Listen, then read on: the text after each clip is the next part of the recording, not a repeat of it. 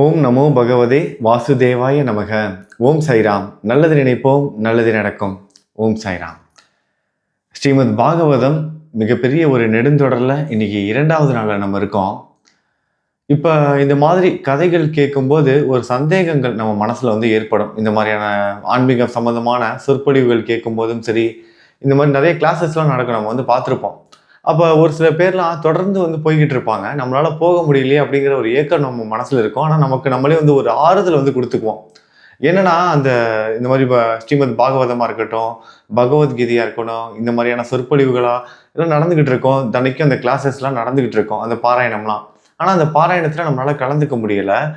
ஆனா அதுக்கான நியாயத்தையும் நம்மளே கற்பிப்போம். என்னன்னா, இந்த கலந்துக்கிறவங்கள பார்த்து அவங்களுக்கு என்ன, எந்த பிரச்சனையும் கிடையாது. எல்லா குழந்தைகளுக்கும் திருமணம் செஞ்சு வச்சுட்டாங்க. அவங்களுக்கு குழந்தைகளே கிடையாது. இன்னும் ஒரு சில பேரை பார்த்து, இன்னும் ஒரு சிலருக்கு அவங்களுக்கு எந்த பிரச்சனையும் இல்லை. நல்ல வேலை இருக்கு. அவங்களுக்கு டைம் நிறைய கிடைக்குது. அப்புறம் அவங்க நல்லா பணக்காரங்களா இருக்காங்க. கடன் பிரச்சனை இல்லை. அதனால அவங்களால இதெல்லாம் தொடர்ந்து செய்ய முடியுது. நமக்கு நேரம் இல்லை. நமக்கு ஏகப்பட்ட பிரச்சனை. நம்ம இங்கே போய் உட்கார்றது அப்படின்னு சொல்லிட்டு நம்ம அங்கே போக முடியல. அப்படியே நமக்கு நம்மளே ஒரு நியாயம் கற்பிச்சுக்கிறோம். ஆனா உண்மை என்ன அப்படின்னா, நம்ம இறைவனுக்காக நேரத்தை செலவு செய்யும் போது அதை விட பல மடங்கு அவரு நமக்காக நேரத்தை செலவு செய்வாரு. இப்ப இந்த மாதிரியான ஆன்மீக விஷயங்களுக்கு நேரத்தை ஒதுக்கியே ஆகணும் அப்படிங்கிற சட்ட திட்டங்கள் கிடையாது. இப்போ உதாரணத்துக்கு இறைவனோட நாமத்தை 108 முறை ஜெபம் பண்ணணும் அப்படிங்கிற சட்டம் இருந்துச்சு. இதை செஞ்சே ஆகணும். இல்லைன்னா நாளைக்கு உங்க மேல போலீஸ்ல கேஸ் கொடுத்துருவோம், உங்க மேல ஆக்ஷன் எடுப்போம், உங்களை பிடிச்சி ஜெயிலில் போட்டுருவோம் அப்படின்னு ஒரு சட்டத்திட்டங்கள் இருக்குன்னு வச்சுக்கோங்க. இல்லை நம்ம ஒரு மன்னர் காலத்துல வாழ்ந்துட்டு இருக்கோம். ஒரு மன்னர் இருக்காரு. அந்த மன்னர் அந்த மக்களுக்கு எல்லாருக்கும் சொல்லியிருக்காரு, எல்லார் வீட்லயும் நாம ஜெபம் செய்யணும். அப்படி இல்லைன்னா உங்களை பிடிச்சி நாங்கள் சிறைச்சாலையில் அடைச்சிருவோம் அப்படின்னு அந்த மன்னர் சொன்னார்னா நம்ம பயந்துக்கிட்டு செஞ்சிருவோம். ஆனா இங்க அந்த மாதிரியான சட்டத்திட்டங்கள்லாம் கிடையாது. நமக்கு நம்மளே தான் அந்த கட்டுப்பாடுகளை கொண்டுட்டு அதை செய்யணும். அப்படி செய்யும் போது இந்த சுமையை யாரும் நமக்கு சுமத்தல இல்லை. அரசாங்கமோ யாரோ ஒருத்தர் நம்ம மேல இந்த சுமையை சுமத்த கிடையாது. நம்மளாகவே இந்த ஆன்மீக சுமையை சுமக்க தொடங்கணும் அப்படின்னா, இந்த பௌதீக வாழ்க்கையில, நம்மளோட குடும்ப வாழ்க்கையில நம்ம அனுபவிக்கிற கஷ்டங்களை இறைவன் நமக்காக சுமப்பாரு. இப்ப நம்ம சொன்னோம்ல, இந்த மாதிரியான ஆன்மீக கிளாஸ்லாம் தொடர்ந்து அட்டன் பண்ணிட்டு இருக்காங்க, அவங்களுக்கெல்லாம் எந்த பிரச்சனையும் இருக்காது அப்படின்லாம் நம்ம நினைச்சுக்கிட்டு இருக்கோம்ல. உண்மையை சொல்லணும்னா அவங்க எல்லாரும் நம்மளை விட மிக மிக கஷ்டமான சூழ்நிலைகள்ல இருந்து மீண்டு வந்தவங்களா இருப்பாங்க. இறைவனோட அனுகிரகத்தால, பகவானோட அனுகிரகத்தால அது எல்லாத்தையும் கடந்து வந்தவங்களா இருப்பாங்க. அவங்க எல்லாருக்கும் நல்ல வாழ்க்கையை பகவான் அமைச்சு கொடுத்துருப்பாரு. எதனாலனா அந்த கஷ்டமான சூழ்நிலையில கூட அவங்க செய்த அந்த ஆன்மீக விஷயங்கள் தான், அந்த பக்தி தான். பக்தி, இந்த பக்திங்கிறது இப்ப இந்த ஸ்ரீமத் பாகவதம் இருக்கு பாருங்களேன். அது எப்படிப்பட்ட ஒரு புத்தகம்னா, துவாபர யுகம் முடிவுல கிருஷ்ண பரமாத்மா இந்த உலகத்தை விட்டு போகும்போது அவரோட சேர்ந்து தர்மமும் போயிடுச்சு. அதுக்கப்புறம் கலியுகம் ஆரம்பித்தது அப்படிங்கிறது தான் கணக்கு. துவாபர யுகம் முடிஞ்சதுக்கு அப்புறம் கலியுகம் ஆரம்பிச்சிருச்சு.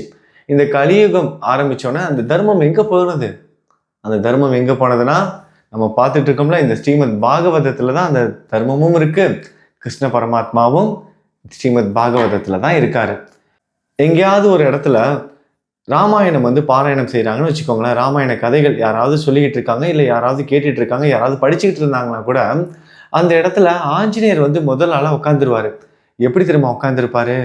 கண்களில் நீர் கொட்ட கொட்ட, நான் தழுக்க, அப்படியே உடல் நடுங்கி உட்காந்துருப்பாரு. அந்த கதைகளை கேட்டுட்டு இருப்பாரு. கண்களில் நீர் கொட்ட கொட்ட, கண்கள்ல இருந்து அந்த ஆனந்த கண்ணீர் வந்துக்கிட்டே இருக்கும் அந்த பக்தியினால. அப்படி உட்காந்துருப்பாரு ஆஞ்சநேயர். அந்த மாதிரி தான் இப்போ நீங்க ஸ்ரீமத் பாகவத கதைகளை கேட்க ஆரம்பிச்சிருக்கீங்களா? உங்க கூட கிருஷ்ணனும் உட்கார்ந்துருக்காரு. அதுதான் உண்மையும் கூட. உங்களால நம்ப முடியல, நம்புவீங்க. வரப்போகிற நாட்கள் அதற்கு சாட்சியாக அமையும். உங்களோட வாழ்க்கையே மாறும். நீங்க வேணா பாருங்க. ஸ்ரீமத் பாகவதம் கேட்டுட்டு இருக்க ஒவ்வொரு பக்தர்களுக்கும் நான் அது ஒன்று தான் சொல்லுவேன். உங்களோட குடும்ப சுமைகளை பகவான் இன்னிலிருந்து சுமக்க போறாரு. உங்களோட குறைகள் அனைத்தும் சேர்ந்து ஒரு நிவர்த்தியான, ஒரு முழுமையான ஒரு வாழ்க்கையை வாழ போறீங்க. அமைதியான ஒரு வாழ்க்கை, அதுதான் முக்கியம். அமைதியான வாழ்க்கை. இந்த அமைதியை தேடிதானே நம்ம எல்லாரும் போயிட்டு இருக்கோம். சரி, நம்ம ஸ்ரீமத் பாகவத கதைகள் தொடர்ந்து கேட்க ஆரம்பிக்கலாமா? நம்ம நேற்றைய பதிவில் பார்த்துருந்தோம், சுகமுனிவர் பரீட்சித் மகாராஜாவுக்கு உபதேசித்தாரு. ஸ்ரீமத் பாகவதத்தை 7 நாள்ல நடந்துச்சு அப்படிங்கிறத நம்ம தெரிஞ்சுக்கிட்டோம். சுக முனிவரும் பரீட்சித் மகாராஜாவும் ஒரு விஷயத்துல 2 பேருக்கும் மிகப்பெரிய ஒரு ஒற்றுமை இருக்கு. என்ன ஒற்றுமைனா, அவங்க 2 பேருமே அவங்க அம்மாவோட கருவுல இருக்கும்போதே இறைவனை தரிசிச்சவங்க. அதாவது பகவான் ஸ்ரீ கிருஷ்ணரை பார்த்தவங்க. எப்படின்னா, இவர் தான் நேற்று கதையிலேயே நான் உங்களுக்கு வந்து சொல்லியிருந்தேன். சுகமுனிவர் வந்து 16 வருஷம் அடம் பிடிச்சு அவங்க அம்மா வயிற்றுக்குள்ளேயே இருந்தாரு அப்படின்னு. எதனால? மாயையில வந்து அகப்பட்டுக்குவேன், நான் இந்த உலகத்துக்கு போகமாட்டேன் அப்படின்னு அந்த ஆத்மா வயிற்றுக்குள்ளேயே இருந்தது அந்த குழந்தையாவே. 16 வருஷம் ஆகியும் அந்த குழந்தை வரல. கடைசியில் அந்த அம்மா படாத பாடு பட்டுட்டாங்க. கடைசியில் கிருஷ்ணரே வந்து அந்த கருவில் இருக்கிற அந்த சுக முனிவர்கிட்ட வந்து வாக்கு கொடுத்தாரு, உனக்கு எந்த மாயையிலையும் நீ மாட்டிக்க மாட்டேன்னு. அவர் வாக்கு கொடுத்தவன் தான் என்ன ஆனது, சுகமுனிவர் வெளியவே வந்தார். 16 வயசு பாலகனாக, இளைஞனாக வராரு. பாலகன் கிடையாது, இளைஞனாவே வெளியே வந்தார். இப்போ பரீட்சித் மகாராஜாவுக்கு போகும். பரீட்சித் மகாராஜா யாரு? அர்ஜுனனோட மகனான அபிமன்யு. அபிமன்யுவோட மகன் தான் யாரு? பரீட்சித் மகாராஜா. அபிமன்யுவுக்கும் உத்தராவுக்கும் பிறந்த மகன். அபிமன்யுவோட மனைவி உத்தரை வந்து கருவுற்று இருக்காங்க. அபிமன்யு போர்க்களத்துல இறந்துட்டாரு. அபிமன்யு சூழ்ச்சிகளால போர்க்களத்துல இறந்துட்டாரு அபிமன்யு. உத்திரை தான் இருக்காங்க. உத்திரையோட கருவுல ஒரு குழந்தை இருக்கு. போர் எல்லாம் முடிஞ்சிருச்சு. அந்த குருஷேத்திர போர், பாரத போர் எல்லாம் முடிந்து அந்த இறுதி கட்டம் எல்லாம் முடிஞ்ச நேரத்துல இந்த செய்நன்றி சொல்லுவாங்கல்ல, அந்த செஞ்சோற்று கடன் தீர்க்க அப்படிங்கிற மாதிரி தன்னோட நன்றியை எப்படியாவது வெளியே காமிக்கணும், தன்னோட நன்றியை வந்து தெரிவிக்கணும் அப்படிங்கிறதுக்காக அஸ்வத்தாமன் மிகப்பெரிய ஒரு கொடிய செயலை வந்து செய்வதற்கு முற்பட்டான். அஸ்வத்தாமன் யாரு? குரு துரோணாச்சாரியோட மகன்.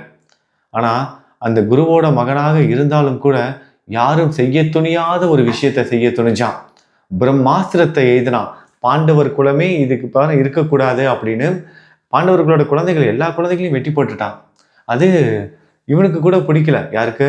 துரியோதனனுக்கு கூட அதுல வந்து விருப்பம் இல்லை. ஆனா இவன் செஞ்சிட்டான். செஞ்சதோட மட்டும் இல்லாமல் கருவுல இருக்கிற அந்த உத்திரையோட அபிமன்யுவோட குழந்தை, அபிமன்யுவை கொண்டாச்சு ஆல்ரெடி.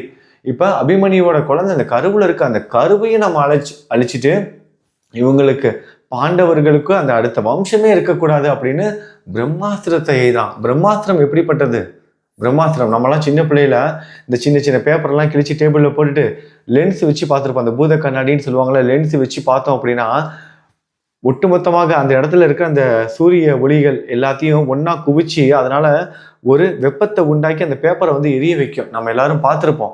சின்ன பிள்ளைகளெல்லாம் விளையாண்டுருப்போம். பக்கத்தில் இருக்கவங்க கையில் உடம்புலலாம் வச்சு அவங்களுக்கு சூடு வர வச்சு நம்ம சிரித்து விளையாண்டுட்டு இருந்திருப்போம். அரக்க குணத்தோடு விளையாண்டு இருந்திருப்போம் குழந்தைங்களா இருக்கும்போது. அந்த மாதிரி அந்த லென்ஸ் இருக்கு பாருங்களேன், அந்த மாதிரி இந்த பிரம்மாஸ்திரங்கிறது ஒட்டுமொத்த சூரியனோட வெப்பத்தையும் ஒரே இடத்துல குவிச்சு அனுப்புறது. அப்படிப்பட்ட பிரம்மாஸ்திரம்.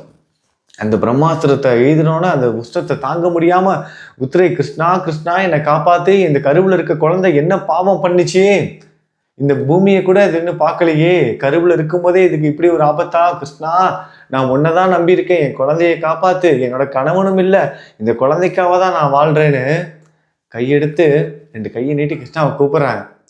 திரௌபதி அந்த சபையில கிருஷ்ணான்னு கூப்பிட்டாங்க பாருங்க. நிர்கதியா நிற்கும் போது கிருஷ்ணனை தவிர யாராலையும் காப்பாற்ற முடியாது, இங்கே இவ்வளவு பெரியவங்க இருக்காங்க, இவ்வளவு பெரியவங்க இருந்தாலும் கணவர்கள்லாம் இருக்காங்க, குரு இருக்காங்க, தந்தை ஸ்தானத்துல இருக்கிறவங்க இருக்காங்க, சகோதர ஸ்தானத்துல இருக்கவங்க இருக்காங்க, இப்படி எவ்வளவோ நல்லவங்க இருந்தாலும் இந்த இடத்துல என்னை காப்பாத்துறதுக்கு யாரும் கிடையாது கிருஷ்ணான்னு திரௌபதி கூட்டோன திரௌபதியோட மானத்தை காப்பாத்துறதுக்காக ஸ்ரீ கிருஷ்ணர் வந்தாரு பாருங்க, கிருஷ்ண பரமாத்மா. அந்த மாதிரி இங்க உத்திரை கையை நீட்டி கேட்குறாங்க, கிருஷ்ணா என்னை காப்பாத்து அப்படின்னு. கிருஷ்ணர் வந்து புரிஞ்சுக்கிட்டாரு. உத்திரையோட அந்த கதறலை பார்த்தோன்னா புரிஞ்சுக்கிட்டாரு, இவன் அஸ்வத்தாமன் வந்து பிரம்மாஸ்திரத்தை எழுதியிருக்கான் அப்படிங்கிறத புரிஞ்சுக்கிட்ட அவரு கட்டை விரல் உருவத்துக்கு சிறிதாகி உத்திரையோட கருவுல போறாரு. உத்திரை இப்ப கிருஷ்ணனோட அம்மா ஸ்தானத்தை அடைஞ்சிட்டாங்க. கிருஷ்ணனோட அம்மா ஸ்தானத்தை அடைஞ்சிட்டாங்க. ஏன்னா கருவுக்குள்ள போயிட்டாரு கிருஷ்ணர். கருவுக்குள்ள போன கிருஷ்ணர் அந்த குழந்தையை காப்பாத்துறாரு. அந்த குழந்தை தான் பரீட்சித் மகாராஜா. அந்த குழந்தை ஒரு செகண்ட்ல காப்பாத்திட்டு வந்துட்டாரு, வெளியே வந்துட்டாரு. ஒரு செகண்ட் தான். அந்த ஒரு செகண்ட்ல பகவானை பார்த்துருச்சு, ஸ்ரீ கிருஷ்ணரை பார்த்துருச்சு. அந்த குழந்தை பிறந்ததுக்கு அப்புறம் கிருஷ்ணரை தேடி தேடி தேடி தேடி பார்க்குது. யாரை பார்த்தாலும் நான் கருவுல பார்த்த உருவம் இவர் தானா, இந்த மனிதர் தானா, அவரு தானா, இவர் தானான்னு எல்லா உருவத்தோடையும் அது வந்து ஒப்பிட்டு ஒப்பிட்டு பார்க்குது. அந்த பரீட்சித்து பார்க்குது, பரீட்சை செய்து பார்க்கறதுனால தான் அவரோட பேர் வந்து பரீட்சித் மகாராஜா அப்படின்னு சொல்றாங்க. இப்ப இவரும் கருவுல பார்த்திருக்காரு, அவரும் கருவுல பார்த்திருக்காரு பகவான் ஸ்ரீ கிருஷ்ணரை. இவங்க 2 பேரும் இந்த சந்திச்சுக்கிற அந்த அற்புதமான தருணத்துல தான் ஸ்ரீமத் பாகவதம் வந்து நமக்கு வந்து கிடைச்சது. கிருஷ்ண பரமாத்மா துவாபர யுகம் முடிஞ்சதுக்கு அப்புறம் இந்த கலியுகத்துல அங்கதான் நிலை கொண்டு இருக்காரு. இப்ப நம்ம கிட்ட இருக்காரு. ஏன்னா நம்ம இப்ப ஸ்ரீமத் பாகவத கதைகளை கேட்டுட்டு இருக்கோம். இப்ப கிருஷ்ணர் நம்ம கூட இருக்காரு. கிருஷ்ணர் வந்து நம்ம கூட இருக்காருங்கிறது எவ்வளவு பெரிய பலம் தெரியுங்களா? அவருக்கு நிறைய கெட்ட பேர் இருக்கு. பொய் சொன்னாரு, தர்ம வழியில நடக்கல, ஏமாத்தி வந்து போர்ல வந்து இவங்களை ஜெயிக்க வச்சாரு, அர்ஜுனனை வந்து காப்பாத்தினாரு, சூரியனையே மறைச்சாரு, கிரகணத்தையே மாத்தி அமைச்சாரு, கிரகணத்தை மாத்தி அமைச்சாரு, என்னென்ன சொல்லிக்கிட்டே போவாங்க, நட்சத்திரத்தை மாத்தி அமைச்சாரு. இந்த மாதிரி பல விஷயங்கள் சொல்லிக்கிட்டே போவாங்க. சொன்ன வாக்குறுதியை மீறிட்டாரு. ஆயுதம் எடுக்க மாட்டேன்னு சொன்னாரு. பீஷ்மர் வரவும் பீஷ்மரை தாக்குவதற்காக அந்த சக்கரத்தை எடுத்துட்டு போயிட்டாரு அப்படின்னு சொல்லுவாங்க. இந்த மாதிரி நிறைய கெட்டவே இருக்கு தன்னோட வாக்கு. அதாவது என்னன்னா, இந்த கட்டத்துல உன்னை காப்பாத்துறதுக்கு நான் என்ன வேணா செய்வேன், தன்னோட பக்தர்களை காப்பாத்துறதுக்கு நான் என்ன வேணா செய்வேன் அப்படிங்கிறதுக்கான அந்த ஒரு உதாரணம் தான் இந்த விஷயங்கள் எல்லாமே. அதே நேரத்துல இன்னொரு விஷயத்தையும் புரிஞ்சுக்கணும். பகவான் பொய் சொன்னது அப்படிங்கிறது ஆகாது. ஏன்னா அவர் சொன்னது உண்மை ஆயிரும். இப்ப நம்ம நடந்து போய்கிட்டு இருக்கோம், ஒரு இடத்துல படிக்கட்டு இருக்குன்னு வச்சுக்கோங்களேன். அந்த படிக்கட்டு இல்லைன்னு வச்சுக்கோங்க, படிக்கட்டு இருக்கிறதா நினைச்சுக்கிட்டு நம்ம காலை வைக்கிறோம்னு வைங்க, என்ன ஆகும்? படிக்கட்டு அந்த இடத்துல இல்லை, படிக்கட்டு இருக்கிறதா நினைச்சிட்டு காலை வைக்கிறோம். ஒரு படிக்கட்டு ஸ்டெப்ஸ்ல இறங்கி வந்துகிட்டே இருக்கோம், 1 2 3 4 இறங்கி வந்துகிட்டு இருக்கோம். படிக்கட்டு அதோட முடிஞ்சிருது, 4 படிக்கட்டுகளோட முடிஞ்சிருது. 5ஆவதா ஒரு படிக்கட்டு இருக்குன்னு நினைச்சிட்டு காலை எடுத்து வச்சோம்னா என்ன ஆகும்? தடுமாறி கீழே விழுந்துருவோம். அப்ப அந்த பேலன்ஸ் வந்து மிஸ் ஆகும். அதே பகவான் வராருன்னு வைங்களேன், அங்க படிக்கட்டே இல்லைன்னு வைங்க, கிருஷ்ணர் வராரு, 4 படிக்கட்டு இறங்கிட்டாரு, 5ஆவதா ஒரு படிக்கட்டே இல்லைன்னு வைங்க, ஆனா அவர் படிக்கட்டு இருக்குன்னு நினைச்சிட்டு காலை எடுத்து வச்சாலும் அங்க ஒரு படிக்கட்டு வந்து உருவாகும். அதாவது பகவான் சொல்றதுதான் உண்மை, இங்க பொய் உண்மை அப்படிங்கிறதுக்கான பேதமே கிடையாது. பகவான் செய்யறது மட்டும்தான் உண்மை. இப்ப நமக்காக அவர் என்ன வேணா செய்வார். அப்படிப்பட்ட கிருஷ்ணர் நம்ம கூட இருக்காரு. இப்ப நம்ம ஸ்ரீமத் பாகவதத்தை கேட்டுட்டு இருக்கோம். சரி, இப்ப நம்ம கதைக்கு திரும்பலாம். இப்ப இந்த 2 நபர்கள் சந்திக்கும் போதுதான் இந்த ஸ்ரீமத் பாகவதம் வந்து நமக்கு வந்து கிடைச்சது. இந்த 2 நபர்கள் சந்திக்க வேண்டும் என்பது நியதி. இதுல இன்னொரு விஷயமும் நமக்கு வந்து ஒரு கேள்வி வரும். பரீட்சித் மகாராஜா ஒரு சாபத்தினாலதான் இந்த 7 நாளுக்குள்ள வந்து அவரோட உயிர் போயிடும். அந்த 7 நாள்ல தான் வந்து கேட்கிறாரு ஸ்ரீமத் பாகவதத்தை. அப்ப அவரோட உயிர் போகாம இருந்திருக்கலாம்ல, ஏன்னா அவர் தான் ஸ்ரீமத் பாகவதத்தையே கேட்டுட்டாரு 7 நாள்ல. அப்படி இருந்தும் அவருக்கே மரணம் ஏறுந்தது. அப்ப ஸ்ரீமத் பாகவதம் வந்து அவருக்கு வந்து உதவி செய்யலையா அப்படிங்கிற அந்த ஒரு கேள்வி நம்ம மனசுக்குள்ள வந்து எழலாம், பக்தர்களோட மனசுல. அதுக்கான காரணங்களும் இந்த பதிவுல உங்களுக்கு தெரிஞ்சிடும் முழுவதுமாக. இவர் பரீட்சித் மகாராஜா கிருஷ்ணனோட ஆசீர்வாதத்தோட அவர் வந்து பிறந்துட்டாரு. கருவுல இருக்க அந்த குழந்தைய வந்து காப்பாத்திட்டாரு. அஸ்வத்தாமன் எழுதிய அந்த பிரம்மாஸ்திரத்திலிருந்து காப்பாற்றி குழந்தையாகவும் பிறந்துட்டாரு. நல்ல பையனா இருக்கான். அதுக்கப்புறம் கிருஷ்ணர் வந்து போனதுக்கு அப்புறம் இவங்களுக்கு பஞ்ச பாண்டவர்களுக்கு வந்து இருக்க பிடிக்காம அவங்களும் முக்தி அடையணும்னு சொல்லிட்டு இமயமலைக்கு போயிட்டு தியானம்லாம் பண்ண ஆரம்பிக்கிறாங்க. இறைவனை போய் அடைவதற்காக அவங்க கிளம்பிட்டாங்க. பஞ்ச பாண்டவர்கள் போனதுக்கு அப்புறம் என்ன ஆகுது? இந்த நாட்டை யார் ஆளணும்? ஒரே ஒரு வாரிசு பரீட்சித் மகாராஜா தான். பரீட்சித் மகாராஜாவோட கண்ட்ரோல்ல நாடு வருது. நல்ல முறையில் ஆட்சி நடத்துறாரு. எல்லா மக்களுக்கும் நல்ல முறையில் ஆட்சி நடத்துறாரு. எல்லாரும் சந்தோஷமா இருக்காங்க. ஆனாலும் அவர்கிட்ட இருந்த ஒரு மிகப்பெரிய ஒரு வருத்தமான ஒரு விஷயம் என்னன்னா, என்ன கலியுகத்தோட ஆரம்பம் கோபம். அந்த கோபத்தினால இருந்த அந்த விளைவு இருக்கு பாருங்க. சம்பந்தமில்லாத கோபம் நம்ம எல்லாருக்கும் வரும். எதுக்கு கோபம், ஏன் கோபம்னு தெரியாம. யாராவது ஒருத்தங்க ஏதாவது ஒன்று பண்ணிட்டாங்கன்னா அவங்களுக்கு நம்ம திருப்பி ஒன்று செஞ்சே ஆகணும். இல்லைன்னா நமக்கு தூக்கமே வராது. ஒரு வார்த்தை அவன் பேசிட்டான், அதை நான் நாக்கப்படுங்கிற மாதிரி 2 கேள்வியாக அவனை கேட்பான். அப்பதான் எனக்கு மனசு ஆறும். அதான் சொல்லிக்கிறது, என்னது மனசு ஆறும். என்ன பண்ணணும்? ஒரு கேள்வி அவங்க கேட்டாங்க, என்னை பார்த்து அவங்க இது கேட்டாங்க, நான் திருப்பி அதை கேட்கலன்னா என் மனசு ஆறாது. அது வரைக்கும் அப்படியே தக தக தக தகன்னு அப்படியே தாண்டவம் மாட்டிக்கிட்டு இருப்போம், அப்படியே கொதிச்சுக்கிட்டு இருக்கோம். இப்படிதான் இருக்கு நம்மளோட உலகம் இன்னைக்கு. இந்த பரீட்சித் மகாராஜ் என்ன பண்ண, எவ்வளவுதான் நல்லவராக இருந்தாலும் ஒரு முறை காட்டு பகுதியில போயிட்டு இருக்காரு. அந்த காட்டு பகுதியில போயிட்டு இருக்கும்போது தண்ணி தாகம் எடுக்குது. தண்ணியில இந்த வெயில் காலம், ஏப்ரல் மே வெயில் மாதிரி, அக்னி நட்சத்திரம், ஃபுல்லா தொண்டையெல்லாம் வறண்டு போச்சு. தாகம் எடுக்குது, யாரும் காணும் பக்கத்துல. அங்க ஒரு முனிவர் மட்டும் தவம் இருந்துகிட்டு இருக்காரு. அந்த முனிவர்கிட்ட போயிட்டு இவர் வந்து தண்ணீர் கேட்கிறாரு. அவர் தவ நிலையில இருக்காரு, மௌன விரதம் வேற. அவர் கவனிக்கலன்னு சொல்லிட்டு இவர் திரும்பவும் சொல்லிக்கிட்டே இருக்காரு, எனக்கு ரொம்ப தண்ணி தாகமா இருக்கு, தயவு செஞ்சு தண்ணி கொடுங்க, அது இது நான் அந்த ராஜா வந்திருக்கேன், நீங்க கொடுத்தே ஆகணும், என்னென்னமோ சொல்றாரு. ஆனா அவருக்கு அது எதுக்கும் பதில் சொல்லவே இல்லை. அவர் தவநிலையில இருக்காரு. இன்னொன்னு என்னன்னா, அவரு மௌன விரதம் வேற. இது பதிலே சொல்லாததுனால இவர் என்ன நினைச்சிட்டாரு, நமக்கு வந்து மரியாதை கொடுக்கல, வேணுங்கனே இவன் என்ன வந்து அவமானப்படுத்துறான் அப்படிங்கிற மாதிரி அந்த முனிவரை தப்பா நினைச்சுக்கிட்டு இவர் என்ன பண்றாரு, இறந்து கடந்த ஒரு பாம்போட சடலத்தை எடுத்து அந்த முனிவரோட கழுத்துல வந்து மாட்டி வச்சுட்டார். கழுத்துல போட்டுட்டு போயிட்டார். மாலை மாதிரி போட்டுட்டு கிளம்பிட்டார். அங்க விளையாண்டுட்டு இருந்த பையன், அந்த முனிவரோட பையன் வரான். வந்து பார்த்தோன்னா தன்னோட தந்தைக்கு வந்து இவ்வளவு பெரிய ஒரு அவமானமான ஒரு விஷயம் நடந்திருக்கு, இதை செஞ்சவன் யாரா இருந்தாலும் அவங்க 7 நாளுக்குள்ள செத்து போயிடணும் அப்படிங்கிற ஒரு சாபம் அந்த பையன் கொடுக்குறான். 7 நாளுக்குள்ள அந்த ஒரு பாம்பு கடிச்சு அந்த செத்து போயிடணும் அப்படின்னு. ஆனா அவனுக்கு தெரியாது மன்னர் தான் போட்டுட்டு போனாருன்னு. ஆனா அதுக்கப்புறமா தெரியுது மன்னர் தான் போட்டுட்டு போனாரு அப்படின்னு. தெரிஞ்ச உடனே இவரும் இந்த தவ நிலையிலேருந்து வராரு. யாரு, இந்த முனிவரும் தவ நிலையிலேருந்து வராரு. வந்தவொடனே சொல்றாரு, என்னப்பா இப்படி பண்ணிட்டு, அந்த ராஜா ரொம்ப நல்ல மனிதர், அவர் வந்து மக்கள் எல்லாத்தையும் சந்தோஷமா வச்சிருக்காரு, அவர் ஏதோ ஒரு இதுல வந்து விரக்திலேயோ ஏதோ ஒரு இதுல வந்து பண்ணிட்டாரு, அதுக்காக நீ இப்படி ஒரு சாபம் கொடுக்கணுமா, நீ சாபத்தை திரும்ப வாங்கு அப்படின்னா இந்த பையன் முடியாதுங்க. என்ன பண்றேன்னு தெரியல முனிவருக்கு. தன்னோட வேலையாளை கூப்பிட்டு அனுப்பி வைக்கிறார். நடந்த விஷயத்தை எல்லாத்தையும் ராஜா கிட்ட போய் சொல்லு, எப்படியாவது இந்த தக்ஷன் ஒரு பாம்பு வந்து 7 நாளுக்குள்ள வந்து தீண்டி இவர் சாக போற மாதிரி ஒரு சாபம் நடந்திருக்கு, அதுல இருந்து எப்படியாவது தப்பிச்சுக்க சொல்லு அப்படின்னு ராஜா கிட்ட வந்து செய்தி அனுப்புறாரு. அந்த வேலையாலும் வரான், ராஜா கிட்ட நடந்த எல்லா விஷயத்தையும் சொல்றான். ராஜாவுக்கு தெரிய வருது, பரீட்சித் மகாராஜாவுக்கு. ஒரு நிமிஷம் இவ்வளோ ஒரு தவறு செய்துட்டோமே அப்படின்னு வருத்தப்படுறாரு. இப்படி இந்த கோபத்தினால இப்படி ஒரு தவறு செஞ்சிட்டோமே. இதுல நம்மள மாதிரி சாதாரணமான மனிதர்களாக இருந்தோம் அப்படின்னா என்ன பண்ணுவோம், அந்த சாவுலேருந்து தப்பிக்கிறதுக்கு என்ன வழி அப்படிங்கிறத முதல்ல யோசிப்போம். அந்த முனிவரும் அதுக்காக தான் அனுப்பி வச்சார் அந்த வேலையால. இந்த சாப விமோசனம் என்னன்னு இந்த 7 நாளுக்குள்ள தேடி கண்டுபிடிக்க சொல்லு அப்படிங்கிறத தெரியப்படுத்துங்கிறதுக்காக தான் சீடனையும் அனுப்பி வச்சார். ஆனா இவர் அதற்கு நேர்மாறாக சிந்திக்கிறார். இவர் அந்த மாதிரி சிந்திக்கல.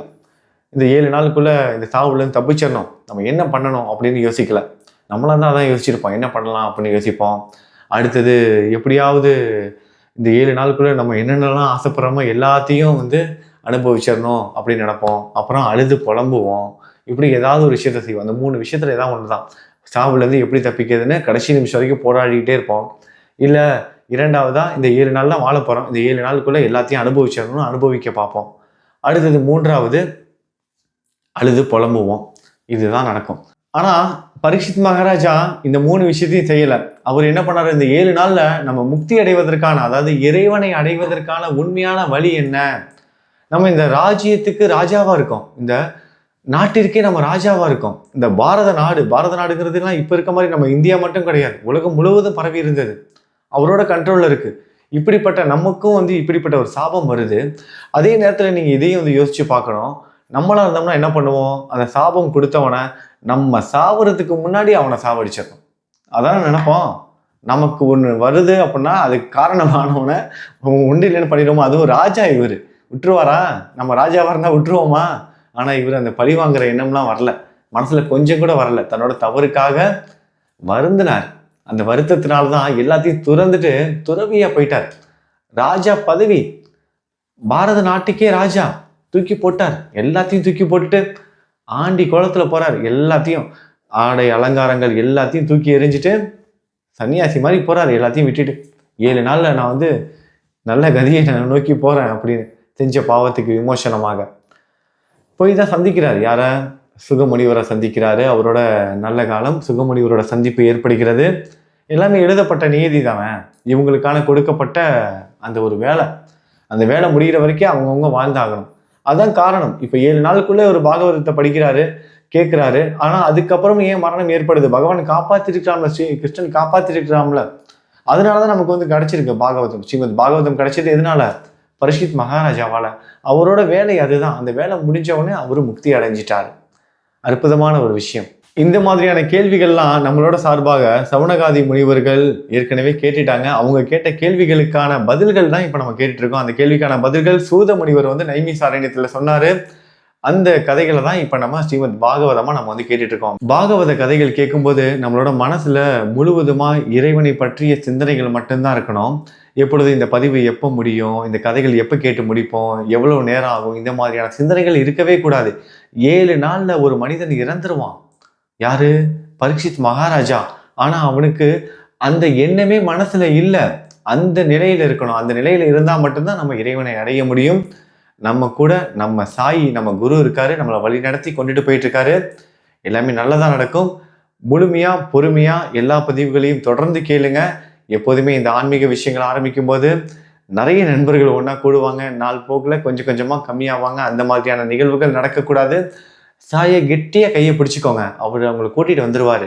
தொடர்ந்து இணைந்துருங்க. நம்ம சாய் குடும்பமாக ஒன்றா சேர்ந்து இந்த கதைகள் எல்லாத்தையும் முழுவதுமாக பொறுமையாக கேட்க போகிறோம்.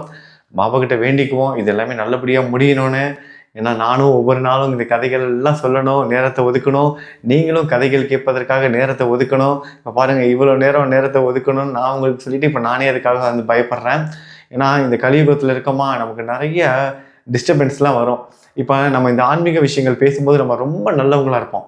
இப்போ எனக்கு வந்து 2 முகம் இருக்கும். அந்த மாதிரி தான் எல்லாருக்குமே. நம்ம பகவான் பற்றி பேசும்போது, இறைவனோட நாமத்தை ஜெபம் பண்ணும்போதெல்லாம் ரொம்ப நல்லவங்களா இருப்போம்.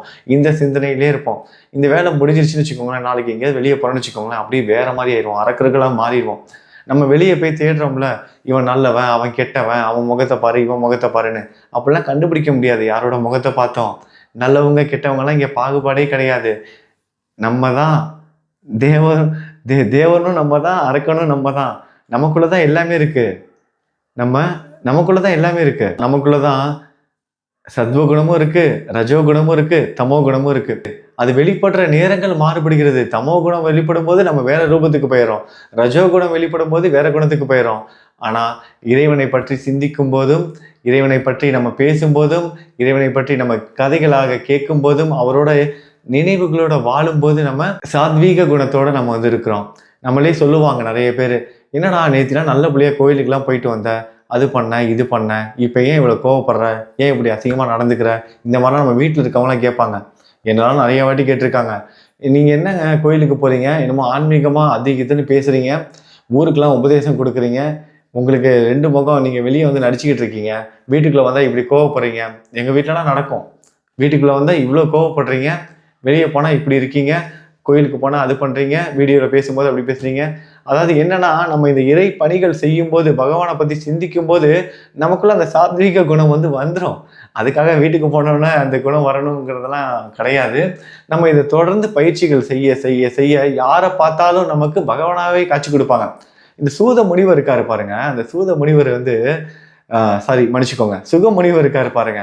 அந்த நடந்து போனாருன்னு சொன்னேன்ல, அந்த நதிக்கரையில நடந்து போயிட்டு இருக்கும்போது அந்த பெண்கள் எல்லாரும் அவரை பார்த்துட்டு ஒண்ணுமே பண்ணல. அவர் பின்னாடி நடந்து வர அவங்க அப்பாவை பார்த்தவொடனே தன்னோட துணிகளை எல்லாம் சரி செஞ்சுக்கிறாங்க. வியாச முனிவரை பார்த்து. வியாச முனிவருக்கு 110 வயசு, தள்ளாத வயது அவருக்கு.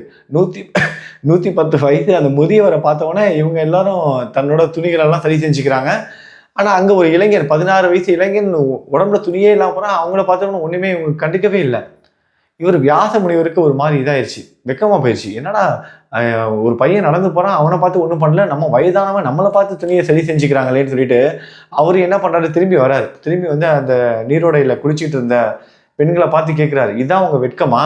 ஒரு 16 வயது பையன் வந்து போய்கிட்டு இருக்கான், அது உடம்புல வந்து துணியே இல்லாம போயிட்டு இருக்கான். ஆனா அவனை பார்த்து நீங்க உங்களோட துணியை வந்து சரி செஞ்சுக்கல. நான் வயதானவன், 110 வயசுக்கு மேல ஆகுது எனக்கு, ஏன் என்ன பார்த்துட்டு உங்களோட துணியெல்லாம் வந்து சரி செஞ்சுக்கிறீங்க, இதான் உங்களோட வெக்கமான கேள்வி கேட்கிறாரு. அதற்கு அந்த பெண்கள் சொல்றாங்க, அந்த பையன் வந்து கேட்கல, நீ ஏன் இப்படி இருக்கேன்னு, ஏன் ட்ரெஸ்ஸை சரி பண்ணிக்கிறேன் அப்படின்னு சொல்லிட்டு எங்களை வந்து கேட்கல, சரி பண்ணல பண்ற அப்படிலாம் கேட்கவே இல்லை. அந்த பையன் அவன் பாட்டு போறான். அவனுக்கு எல்லாமே ஒண்ணுதான், அந்த மனசுல எண்ணமே கிடையாது. உங்களுக்கு அப்படி மனசுல வந்து ஒரு எண்ணம் வந்ததுனால தான் ஒரு நெருடல் உங்க மனசுல வந்துச்சு பாருங்க. நாங்க வந்து துணி போட்டிருக்கோமா போடலையா, துணியை சரி செய்யறோமா, இது எல்லாமே நீங்க வந்து கவனிச்சிருக்கீங்க. ஆனா அந்த பையன் கவனிக்கவே இல்லை. அவன் வேலையை பார்த்துட்டு போயிட்டே இருக்கா. அவர் பாட்டு போயிட்டு இருக்காரு அந்த பையனை காமிச்சு. ஆனா நீங்க தான் இதெல்லாம் கவனிச்சிருக்கீங்க, அதனால உங்களுக்கு தான் இது தப்பா தெரியுது, நாங்க இதுல வெக்கப்படுறதுக்கு ஒண்ணும் இல்லைன்னு அந்த பெண்கள் வந்து சொல்றாங்க. இவர் கூப்பிடுறாரு வியாச முனிவர் தன்னோட மகனை பார்த்து. ஏன்னா பையன் போயிட்டு இருக்கான், 16 வயசுல குழந்தை, 16 வருஷம் கருவிலே இருந்து பிறந்த குழந்தை, தெய்வத்தோட அனுகிரகத்தால் பிறந்த குழந்தை. குழந்தை அயோக்கியனாக இருந்தாலும், கொலைகாரனாக இருந்தாலும் தாய் தந்தை வந்து விடமாட்டாங்க. எப்படியாவது காப்பாற்றி கூட வச்சுக்கணும்னு தான் விரும்புவாங்க. கடவுளோட அனுகிரகத்தால் கிடைச்சிருக்கிற பையன், அதுவும் இப்படிப்பட்ட பையன் எந்த தந்தை விடுவார்? மகனே மகனேன்னு கூப்பிட்றாரு, சுகன் சுகன்னு கூப்பிட்றாரு. மரங்கள் செடிகள் அங்கே இருந்த உயிரினங்கள் எல்லாம் திரும்பி கூப்பிடுது. அப்பா என்னை கூப்பிட்டீங்களாப்பா, என்னப்பான்னு கேட்குது. மரங்கள் செடியெல்லாம் பார்க்கவும் இவர், என்ன நான் உங்களை கூப்பிடலையே, நீங்களாம் பேசுகிறீங்க, என் பையனை தான் நான் கூப்பிட்டேன் அப்படின்னு. அந்த மரங்களும் செடிகள் அங்கே இருந்த உயிரினங்கள் எல்லாம் சொல்லுது, சுக முனிவருக்கு அவர் எப்படியோ அதே மாதிரி தான் நாங்களும், அவரை மாதிரி தான் என்னையும் அவர் வந்து உணர்றாரு, எங்களையும் அவராகவே நினைக்கிறாரு. அதனால தான் நீங்கள் அவரை கூப்பிட்டோன்னே எங்களை கூப்பிட்ட மாதிரி எங்களுக்கு ஒரு உணர்வு வந்துச்சு, என்னப்பான்னு உங்களை கேட்டோம் அப்படின்னு. இதெல்லாம் நம்ம கற்றுக்க வேண்டிய விஷயங்கள். நம்மளை மாதிரியே நம்ம எதிரில் இருக்கிறவங்களையும் நினைக்கிறோம். நம்ம எதிரில் இருக்கவங்க கஷ்டப்படும் போது, இன்றைக்கெலாம் கலிகாலத்தில் எப்படி இருக்காங்க நமக்கே தெரியும்ல. நம்ம ஏதாவது ஒரு விஷயம் கஷ்டப்பட்டால் கூட நம்ம முகத்துக்கு நேராக வந்து என்ன பண்ணுவாங்க, வருத்தப்படுற மாதிரி அச்சிச்சோ இப்படி ஆச்சான்னு போவாங்க. அதுக்கப்புறம் அங்கிட்டு போயிட்டு சந்தோஷப்படுவாங்க உள்ளுக்குள்ளே. நம்மளும் அதெல்லாம் வெளியே காமிச்சிக்காமல் நடிச்சுக்கிட்டே வெளியே சந்தோஷமாக இருக்கிற மாதிரியே சிரிச்சுக்கிட்டே வாழ வேண்டியதாக இருக்குது. ஏன்னா ஒருத்தங்க படுற கஷ்டத்தை பார்த்து இன்றைக்கி சந்தோஷப்படுற உலகமாக இருக்குது இந்த கலிகால உலகம். வரப்போகிற நாட்களில் இன்னும் ரொம்ப இன்ட்ரெஸ்டிங்காக இருக்கும். தொடர்ந்து இணைந்திருங்க. ஸ்ரீமத் பாகவதம் நமக்கு கிடைச்சிருக்கிற ஒரு அற்புதமான ஒரு பொக்கிஷம். நம்ம சாய் குடும்பத்தில் இருக்க ஒவ்வொரு சாய் சகோதர சகோதரிகளும் இந்த ஸ்ரீமத் பாகவதம் பாராயணத்தில் எல்லாரும் கலந்துக்கோங்க. எல்லாமே நல்லபடியாகவே நடக்கட்டும். ஓம் நமோ பகவதே வாசுதேவாய நமக. ஓம் சாய்ராம். நல்லது நினைப்போம், நல்லது நடக்கும். ஓம் சாய்ராம்.